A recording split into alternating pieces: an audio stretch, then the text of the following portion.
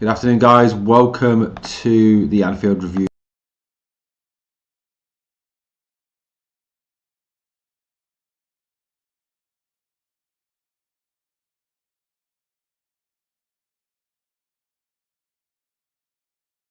The microphone is currently off, guys. I'm trying to get the microphone working. I do apologise for that. Let's see if we can get this to work now. Yes, it is now working, guys. Welcome. Bad start to the podcast. Terrible start there, guys. Apologies for that one. Welcome to the Anfield Review. As always, look, it's a pleasure to be here talking all things Liverpool this afternoon. It would be great to have some of you in the live chat, obviously giving your thoughts and opinions on where we are as a club at this moment in time. It's a difficult one, isn't it? It is a really difficult one. There's lots of things I think to look at as positively, in terms of where we are at this moment in time, in terms of the unbeaten run, in terms of the fact we're still in Champions League contention in the league, we're still in the Champions League, we're still in the FA Cup. But there are other sides of it that are not so positive, things that have not been so great. And I think a lot of people will tell you that this season has not perhaps been the season that we were hoping it was going to be.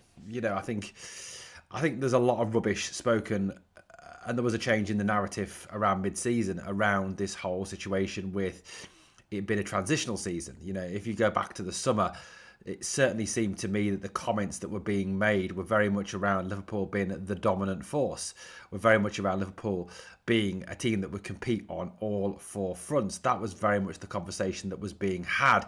However, it now appears that the conversation is much more around, it's a transitional season. It's about building for next year. Any trophy in the meantime, any progress made this season is a move forward. And I get that. I understand that. But look, there is still an expectancy and a standard within this football club that needs to be met. And winning trophies is the standard. And at this moment in time, are we anywhere near winning a trophy? That's the situation. The FA Cup certainly, yes, is a possibility. The Champions League is a possibility. The league is, for me, done and dusted this season. I think, Arsenal, Manchester City, one of those two will go on to win this league. I mean, I personally hope that, as much as I hate them, I hope it's Manchester City. I hate Arsenal even more. Obviously, Arsenal destroying Spurs in their last game. But look, you look at the league table as it stands today. It's on the screen, guys. Arsenal top on 61. Man City second on 56. Aston Villa third on 51. Man United obviously getting a 1-0 win over Everton. I suppose you can never rely on Everton to do anything, can you, when you need them to. 48 points there. Chelsea 45, Liverpool 45. So, only 3 points behind Manchester United in fourth. By the same token, I suppose, only 6 points behind Villa in third. So, I think the top, those places, realistically, third, fourth and fifth will all provide Champions League places. And, it's going to be a race between those four now for me until the end of the season to be in the Champions League. It's going to be a situation where it will be 3 of 4. One will miss out. And, I think we will all be hoping that it's not us that miss out this season. If you look at that top 4 as it stands today, Liverpool, yes, have lost the most games out of those 4 teams. Villa lost 6, Man United have lost 5, Chelsea have lost 6, and Liverpool have lost 8. I mean, I must admit, I did actually think Man United lost more than that. But, they certainly seem to have a determination, an improvement in their form of recent times under Michael Carrick, and be playing a better style of football, than the teams around them. Chelsea, I don't, look, Chelsea, yes, beaten in their last 5, won 3, drawn 2. I still think there is a lot of issues at that football club. I still think there are a lot of problems at that football club. I don't think they made the right appointment as manager of Liam Rosenior. I can realistically see Chelsea falling away. I can see Villa not doing, maintaining that form to the end of the season as well. So I still think it's all to play for in terms of the race for the top 5 for those Champions League places. I certainly don't think that that is anywhere near done and dusted. We're 5 points clear of Brentford in 7th now. 7 points clear of Bournemouth in 8th. So, realistically, Liverpool have got to look at this in terms of the fact the expectation now is that we are in that battle, that 4-way battle for those 3 places with Villa, Man United and Chelsea. It is not outside of that now. I think, Newcastle, who were kind of outlined as a potential, they're out of it. Everton, way out of it. Bournemouth, I don't think they have the consistency. Brentford don't have the squad depth. You're then looking beyond that. I mean, look, Sunderland, 9 points behind now in 12th. Palace, 10 points behind now in 13th. Again, way away. So I think this is solely down to those 4 clubs going for it. Now, do I think that Liverpool have the talent to do that? Look, it's a difficult one for me, because you look at the squad depth that we have, and as I've just been talking about in the video we've just released on the channel, do I think we have the squad depth to compete, to get through? The squad depth for me isn't there, and I think part of the issue this season has been the lack of squad depth. The lack of talent there, which I think can be put onto 2 people. Yes, it can be put onto Richard Hughes for the fact that we haven't strengthened the squad anywhere near enough. I don't think we have strengthened the squad anywhere near enough. I think, look, don't get me wrong. Do not get me wrong. It was a great summer. It certainly was a great summer. Some great players brought in, but I don't think there was the depth of talent brought in that there needed to be brought in. Certainly we, as a club, Liverpool are short in a number of different positions. I think we're short in the winger positions. If you look at the wingers at this moment in time, we've got Gakpo, we've got Salah. Yes, we've got Chiesa and Gamoa, but for whatever reason, the manager doesn't want to use them to start anyway, or for any consistent number of level of minutes in any of those games, and we'll talk about that shortly. But we do seem to lack in those wide positions. Centre forward, I think had Isak stayed fit, would have been fine. We don't have any depth at number 6. I think there is a real lack of a number 6 there. Gravenberch has not had the season that he had in last season certainly. So he has struggled this season. I think there is a real lack of depth, strength in depth there. So for me, the squad depth is part of that, and that is partly passed down to Richard. The centre back obviously is another massive area. I've spoken so many times about the centre back on videos and the fact we need centre backs, and I get, I understand that Jeremy Jacquet will come in the summer, but it would have been better in January. Let's get this right. It would have been a lot better in January to have brought that player in. So we are still lacking there. So I do think we lack a lot of strength in depth, and I think that's why perhaps Arne is using the same players time and time again. And look, I get that Cody Gakpo has been dire this season, absolutely dire this season. He really has, but it's almost as if Arne has no other options. What other options does he have other than to play Cody? That for me is kind of that thing. Where are the other options for Arne? Not that I'm defending the manager, but it is what it is, guys. Obviously, if you've just found the channel, please obviously like, comment, share, and subscribe to the channel. Also, we've got a poll running. Please vote in the poll. Where will Liverpool finish? 3rd, 4th, 5th, or 6th? Let's get a feeling for where you are up to with that one, guys. I'd love to know your thoughts on where you think we will come this season in the league. But like I said, I don't think Arne perhaps has the options that he would have liked there. But you've also kind of put that on Arne to some degree as well. Arne did say, didn't he, at the start of the season, that he likes a small squad, that he likes to have a smaller squad and less players to choose from. So is it solely on Richard Hughes? That is a key question I think does need to be addressed. Is this lack of a squad on Arne? Or is it on Richard Hughes? Is it that Richard Hughes was actually far more willing to bring in a bigger squad, but Arne Slot said, no, that's not what I want. I want a smaller squad to work with. So we don't know. I think we never will know until someone leaves the club and kind of does a tell-all, if they do, interview a la kind of Ange Postecoglou style on the Overlap the other week. Let's reflect for a minute, shall we, on the game on Sunday before we start to look ahead. Look, I think, for me, that game on Sunday was diabolical. I mean, it was absolutely dire. It really genuinely was poor. First half, I agree with Jamie Carragher. That was one of the worst Liverpool performances I've seen in a very, very long time. It just we didn't want the ball. There was no dynamism. There was no aggression. The attacking intent just wasn't there. It was just a genuinely poor performance. There was so little up front. There was just nothing up top. And Forest could kind of play through us at their will to some degree. And I think, that's been one of the weaknesses of this Liverpool midfield this season, I feel, has been the lack of a real six in there to kind of stop teams playing through us, which has happened far too often. So, look, that is one thing that I think, will obviously need to be addressed in the summer, but it was so evident. Now, second half, yes, the performance was better. It wasn't brilliant. It wasn't incredible. It wasn't amazing. Certainly not. But it was okay. It did a job. It got us through. But we never at any point looked like we were going to kick on and suddenly score a shitload of goals and dominate the game and take over the game.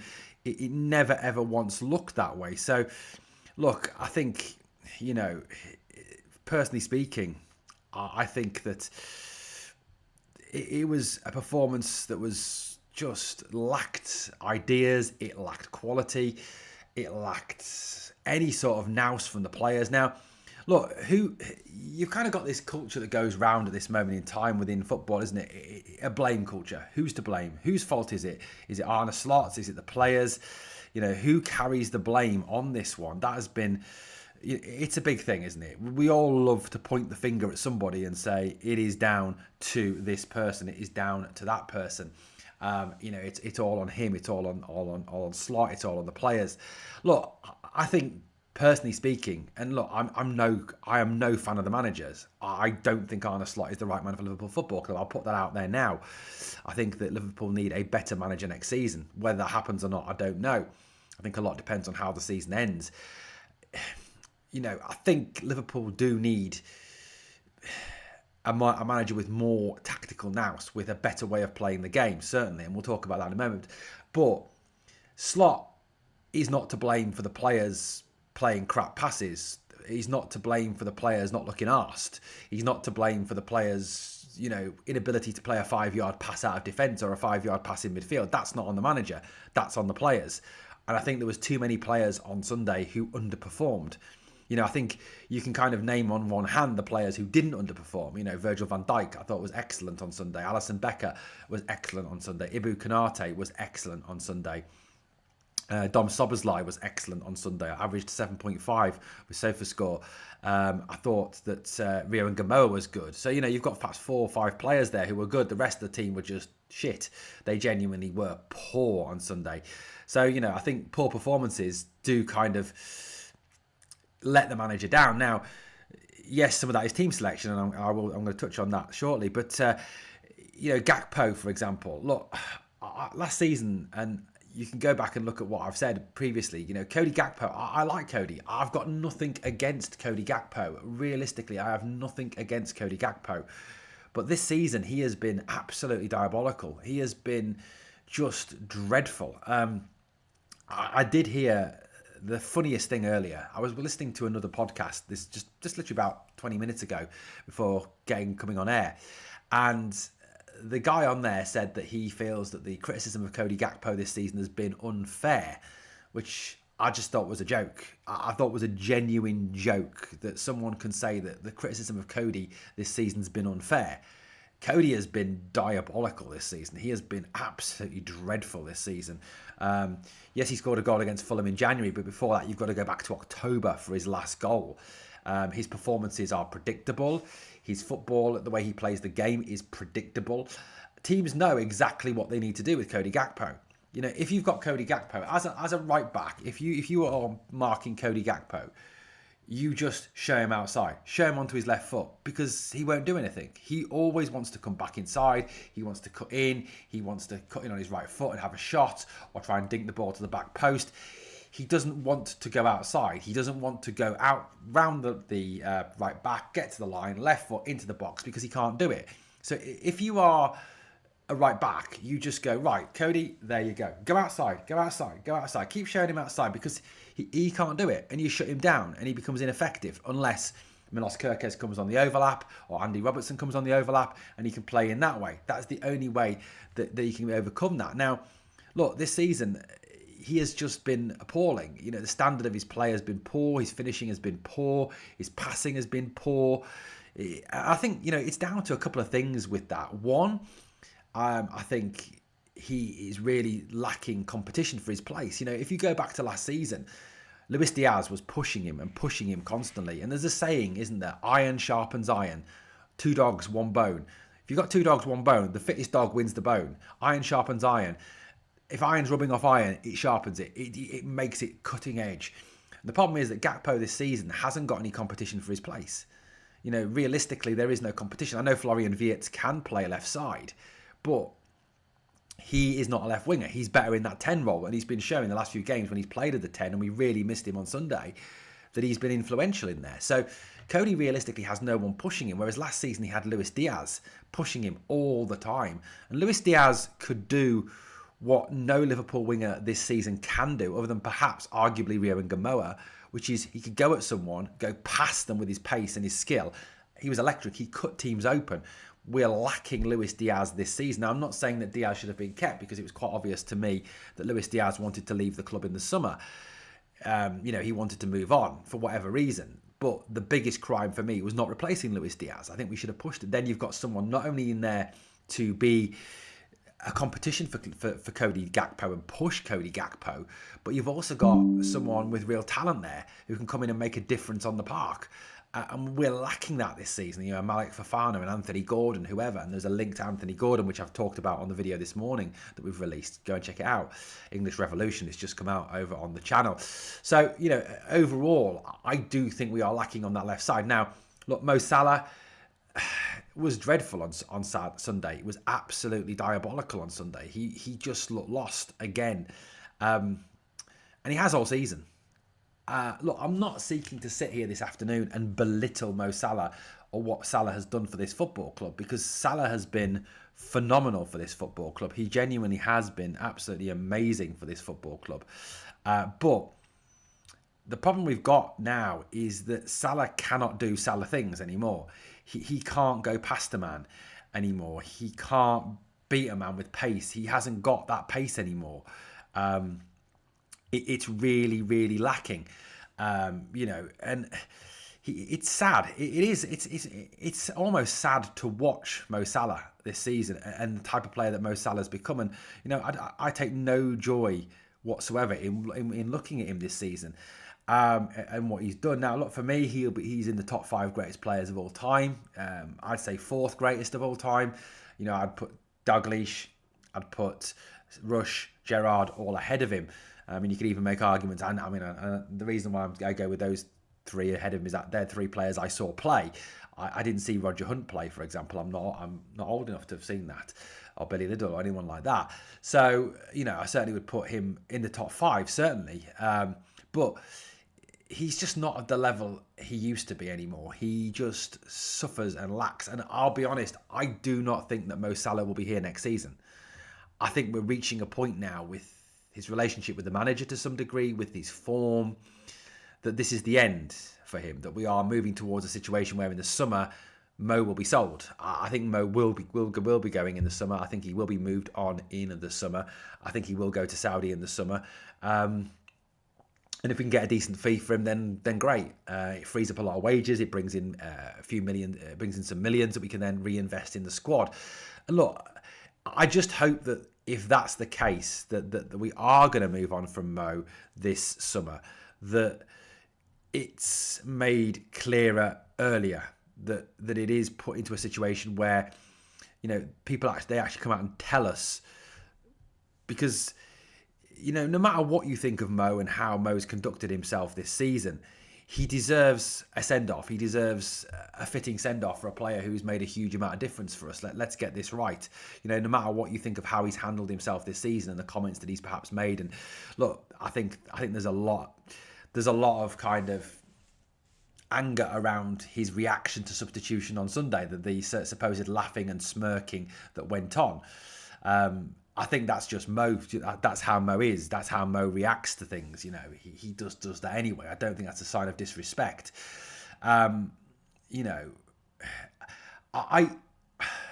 do have slight issues with what Mo said. I think this season some of the comments that he's made have not been great.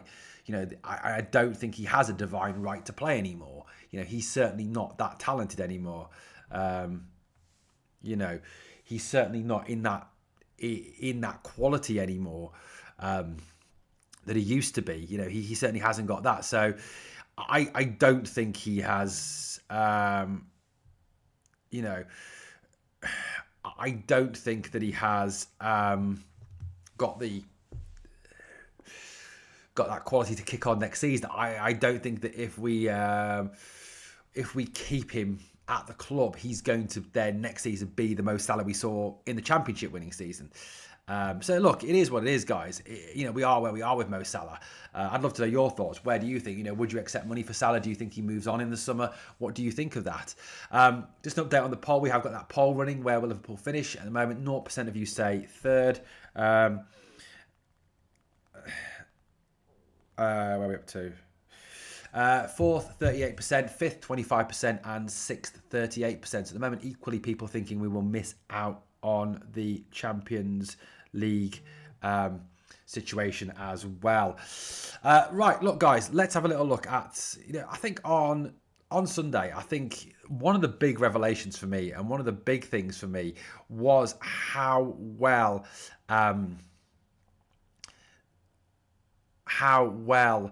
we played in terms of how well Rio and Gamoa played on Sunday. I thought Rio was absolutely outstanding on Sunday. I thought he was brilliant. I thought he played really, really well, and he made a huge difference. Now, one of the big weaknesses on Sunday, I felt, was that Liverpool lacked anything in the final third. In terms of the final third, there was just no ideas, no attacking intent. Ekitike was poor. The wingers were poor. There was no clue as to how to break them down. Now, initially, I think that was down to the fact that Dom Szoboszlai started at right back and Curtis Jones in the 10. Look, I'm not one of these fans who slags Curtis Jones off. I don't pretend for a minute that Curtis Jones is some outstanding player, because he isn't. He certainly isn't. But Rio and Gamoa, despite what the manager said, I thought made a huge, huge difference. Let me just plug this laptop in. I thought Dom Szoboszlai at right back just takes way too much out of our team. It just destroys our midfield. Dom leads the press. Dom is aggressive in the press. Dom is the man who, really gets that high intensity to the midfield. And not having Dom Szoboszlai in the midfield, for me, takes so much out of that midfield and makes that midfield just not tick at all. So I think part of it was a team selection issue, which fortunately Slot corrected. And I think once Sobbo went into midfield, and in the second half, we saw a better midfield with Sobbo there. Wirtz, yes, was a huge miss, but there still seems to be a real lack of ideas in that final third. Now, is that down to the players? Is that down to the manager and what he's asking them to do? To some degree, I think that's on the manager. The manager, to me, seems to want to set the team up not to lose, not to go out there and play and attack and win. He wants to see the team not lose. And at times we hold on to the ball for too long, we overpass, we overplay. And against teams that don't want to come out and attack, we struggle. Now, Forest didn't low block on Sunday, don't get me wrong. Forest did not low block Sunday. There was no low block there. It was a mid block they put in place. And it wasn't until Rio and Gamoa came on that we saw any kind of difference there, that we saw any sort of attacking intent. Rio, to me, what Rio did was he went at players. He made a difference. He attacked. He caused the team an awful lot of trouble. He had 2 out of 2 successful dribbles.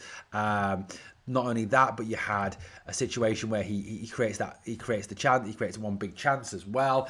He was, to me, the difference between the teams. In the end, and we've seen a lot of times that when Rio and Gamoa comes on, that he makes a massive difference. He does make a huge difference in what he does, because he provides a directness, an attacking intent that others don't. That Cody doesn't, that Mo Salah doesn't. I think for me, Rio and Gamoa really does make a huge, huge difference to this team. Now, look, I get the argument on him not starting. I get that. And, you hear Arne Slot talk about the fact, he's a teenager, he's played more minutes than any other teenager, yada, yada, yada. But I think there's a little bit of gaslighting going on in there. I really do. Yes, I understand, that Rio and Gamoa is, a 17-year-old lad. He won't turn 18 until August. But he, to me, is what this team is crying out for out wide, he is direct, he is fast, he is attacking, he will take players on, he will go past players. Whereas the two wingers we've got at the moment just don't do that. They just do not do that. They're too static, they're too slow, they're too predictable in what they do. And Rio, for me, would make a huge difference out there. Now, look, am I saying that Rio is the finished product? No, he's not. Am I saying that Rio's a top option, the top winger in the Premier League? No, he's not, but he's better than what we've got at the moment. I'm not saying for a minute he is the panacea to all Liverpool's problems. But what I am saying is, in the simplest terms, at this present moment, he is better than Mo Salah. He is better than Cody Gakpo because he is on form. He can go past a man. He can create a chance. He's got the pace and the trickery to do that Salah and Gakpo don't have. You know, Gakpo hasn't got any trickery, any pace, and Salah hasn't got any pace anymore. Whereas Ngamoa has all of those things that are needed. Now, look, do I think for a minute that the manager will start Rio Ngamoa versus West Ham? Of course I don't. Look, he ain't going to start v West Ham. He's not going to play him against West Ham. You know, he certainly isn't. You know, he certainly will not. He will certainly not do that. You know, in terms of playing, he ain't going to start. I know that come against West Ham, we're going to see the same starting lineup. We're going to see the same players. You know, we're going to see the same players that we've seen week in, week out. We're going to see Mo Salah start. We're going to see Cody Gakpo start. We're going to see, you know, those same people in there. The manager isn't going to change that. I think, you know, come West Ham at the weekend, it will be Gakpo out wide left, Salah out wide right, you know. And is that the manager being stubborn? To some degree, yes. And a lot of Feyenoord fans and other fans that will tell you that Slot does have that in his locker, that he is stubborn. He is reluctant to change. You know, and I think the issue we've got is that when he's got this stubbornness and this reluctance to change, he does not help himself in the slightest. He really doesn't help himself in terms of taking this team forward. And it does create that element of doubt in fans' minds about whether he's the right man for the job because of that stubbornness. Look, like I said, I'm not saying that Rio Ngamoa is the end problem, is the end solve to every problem we've got. I'm not saying for a minute that. And I'm not sitting here saying that I know better than Arne Slot or Sipke Hulser or Gio van Bronckhorst. But look, when you've got the likes of Daniel Sturridge coming out and saying that this guy needs to be starting, you know, you've got the likes of Jamie Carragher saying the same. You've got, you know, ex-Liverpool players, you know, guys in the media, analysts who've played the game in the media, all saying that Ngamoa should be starting, should be getting more game time. Then I don't kind of get the argument against it, you know. I don't get why Slot's coming out and saying, you know, as he has, and this was the comment that Ian Ladyman put, Arne Slot doesn't really think that Ngamoa is quite ready for regular football. Well, I call bullshit on that one. I really do call bullshit on that one, because everything you're seeing from Rio Ngamoa is telling a different story. You know, St James's Park, tough place to go, gets the winning goal, calm, collected, beautiful finish. Comes on against Leeds at Anfield, again, best player on the park, creates more in the 10 minutes that he's on than any other player did in the entire other time that he was on the park. Sunday against Forest, he does more than Salah and Gakpo did in the entire game. So I think Slot's kind of setting himself up to fail here. You know, he really is. He's setting himself up to look like a fool, because everything you're seeing on the park, everything you're seeing from Rio Ngamoa is telling a different story. Everything, you know, that people are talking about in terms of like the likes of Daniel Sturridge, the likes of Jamie Carragher, you know, it's likes of Steven Gerrard, for example, are saying is telling a different story. You know, so I don't believe that Mo Salah and Cody Gakpo are doing enough to keep their places. And I think that's another thing that worries me about Slot, that there seems to be a lack of accountability. I know some of that's down to the fact that he hasn't got many options. There's a lack of accountability, that players can play as shit as they want, yet seem to get picked week in, week out. And that is a worry. That is a real, genuine worry for me, and it does need to change. Guys, let me know your thoughts in the comments. Please obviously drop me a comment. Let me know where you're at with this one. Poll now is running at Liverpool. 44% of you think Liverpool will miss out on the Champions League in the league this season. Nobody thinks we'll finish third. 33% of you think we'll finish fourth. 22% of you think we'll finish fifth, and 44% of you think we will finish sixth this season. Sixth, just a reminder, means that Liverpool will miss out on the Champions League places and will have to rely on winning the Champions League to get into it next season. Look, I think if Liverpool were to miss out on the Champions League, it would be really bad for the club financially. I think it fundamentally changes, one, the amount of money that Liverpool have going into this summer transfer window. Two, the players that we're going to go for and the level of players that we are going to go for in the summer, I think changes vastly dependent on where we finish this season. A Champions League finish, and automatically you can attract a better level of player.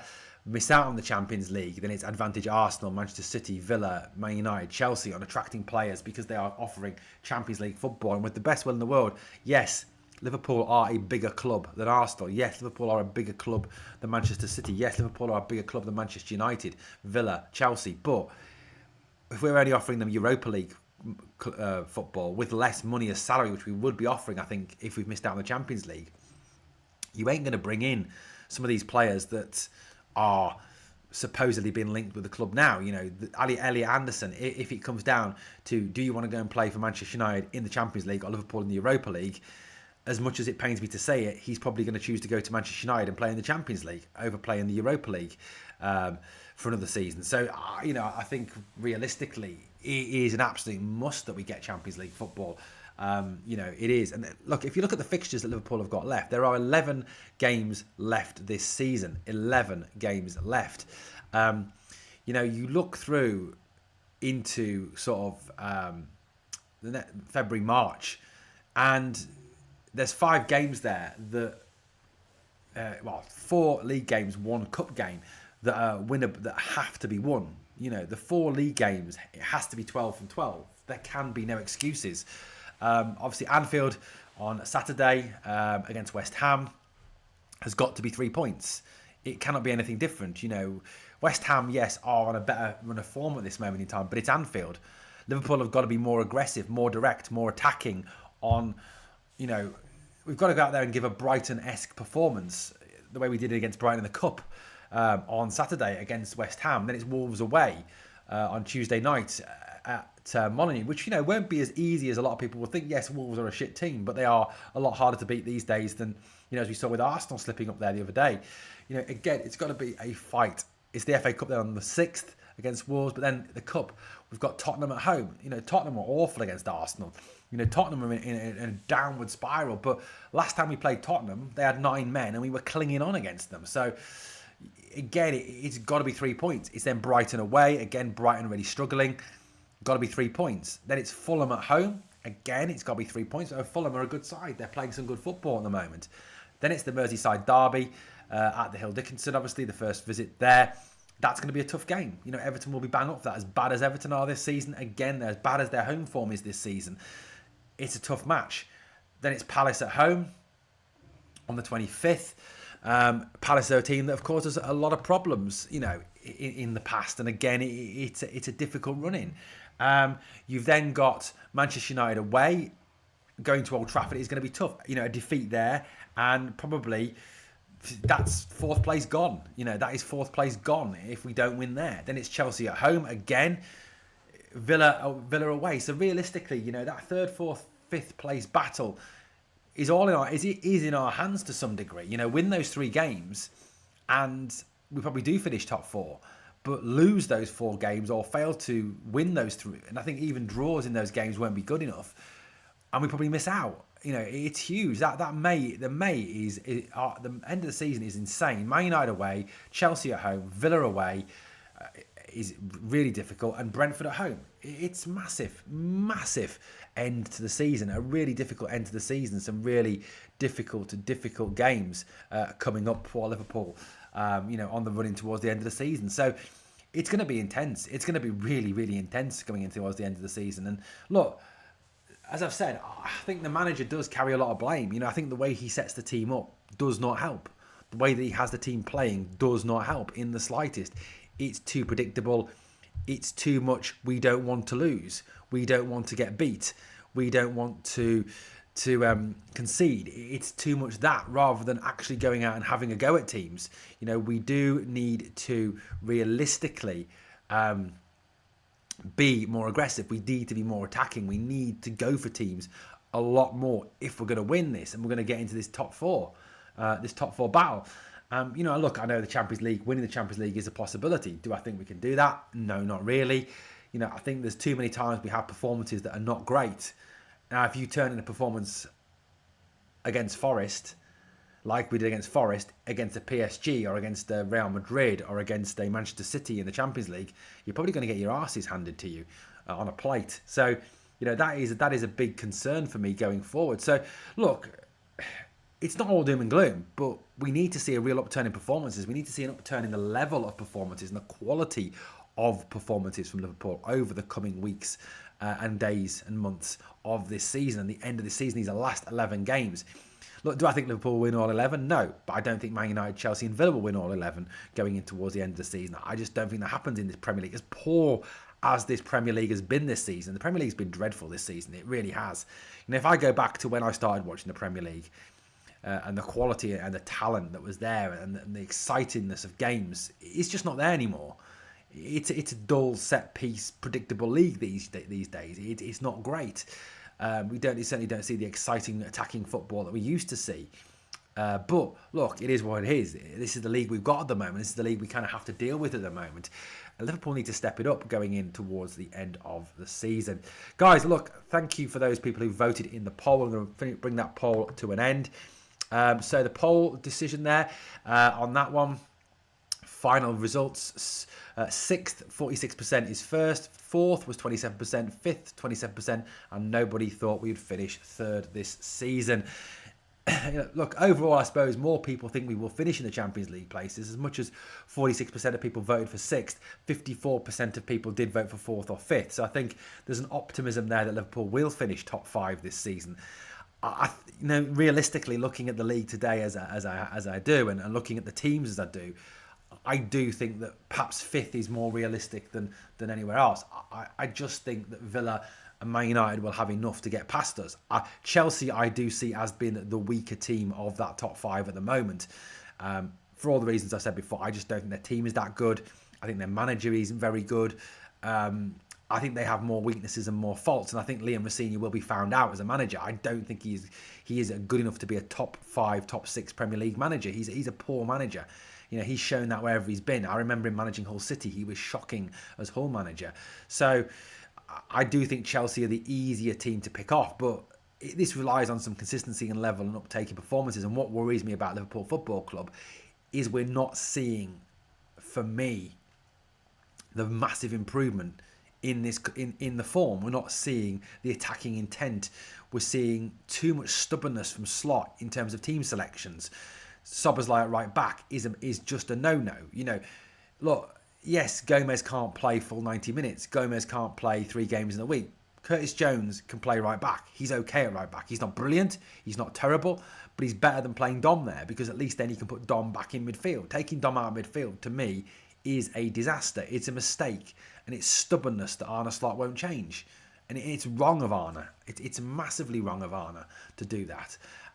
Yes, injuries are not helping. If we had Alexander Isak fit, if we had a Frimpong fit, who will be hopefully back against West Ham, if we had Conor Bradley fit, if we had Leone fit, there would have obviously more options. But you never have a season where you go through with all your squad being fit. So let's put that one to one side.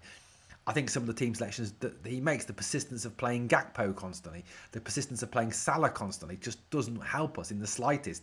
His stubbornness not to use Rio, not to use Chiesa. Yes, Chiesa is not a great player, but he does work harder than both Gakpo and Salah combined. So I think the manager isn't helping himself at all in terms of his stubbornness to not change. And that's a big problem for me, a massive problem. Guys, let me know your thoughts in the comments. If you haven't caught this video live, don't worry about it. Obviously, please like, comment, share, and subscribe to the channel as we seek to build the Anfield Review podcast, previously the Liverpool FC Journal, up to be one of the biggest Liverpool channels out there, guys. Thank you for your support. As always, it's been a pleasure speaking to you here on the channel. We'll be back very, very soon. Keep your eyes out. Obviously, like, comment, share. If you subscribe, ring the bell so you never miss out on the content when it comes out. Thanks for watching. See you soon.